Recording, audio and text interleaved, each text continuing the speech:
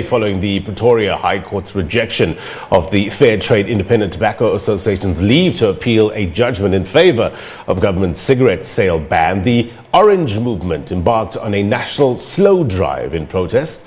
The movement accused government of being inconsiderate of the impact the ban would have on the economy, the tobacco industry and the psychological well-being of those who are addicted to tobacco. Our reporter Offense Sitimo and video journalist Thabo Mtsweni spoke to the slow drive protest organizers. Tobacco products have been banned ever since the beginning of March this year, and there has been some legal battles to try and reverse the ban, of which currently has been unsuccessful after FITA's bid to appeal was actually rejected by the Pretoria High Court. But the battle still rages on, as it is not yet clear as to when the cigarette ban will be lifted. But joining me now is Bernice and Henry, who's going to elaborate on this a bit further. Thank you so much for your time, ma'am. Can you just tell us the reason why you decided on the slow drive for cigarette ban?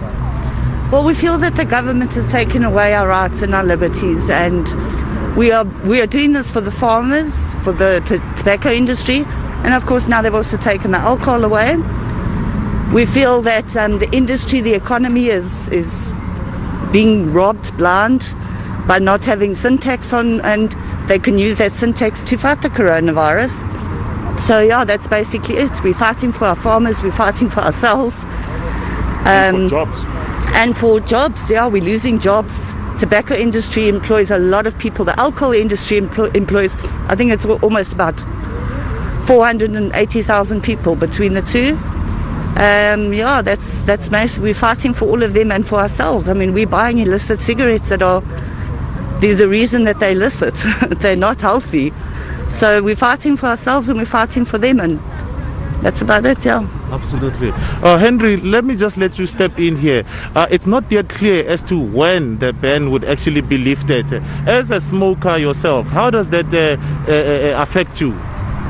The uncertainty around the whole situation and the inability of government to actually communicate properly to us as citizens paying taxes is a concern at the end of the day, and not once has any feasible proper reason been given regarding the smoking ban at all, and we feel as if as citizens we don't have a voice at all. So this is our opportunity to try and raise our voices to government and to get them to take notice of us as their citizens who are paying taxes and actually paying their salaries. Yes, and to a certain extent, certain industries are sort of given the leverage to say they can still operate under the lockdown regulations. Do you feel that maybe the smoking industry, in particular the tobacco industry, is being dealt a blow or is being given the hard end of the stick?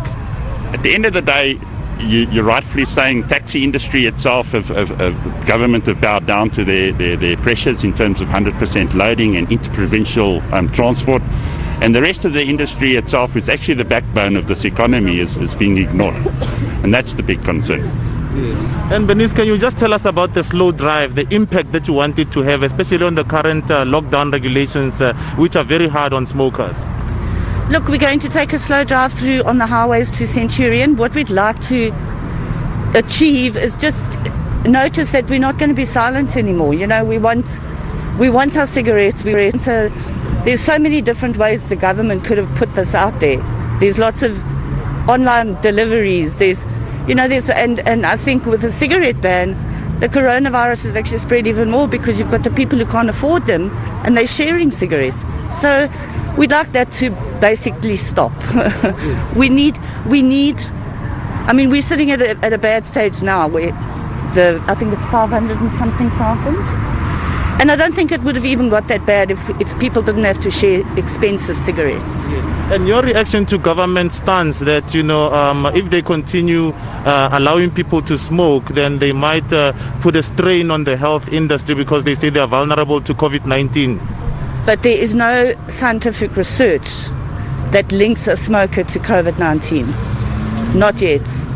No one has actually come up, and the whole World Health Organization has basically said smoking is bad for you, but there's no scientific link as far as we're aware that smokers are going to be more affected.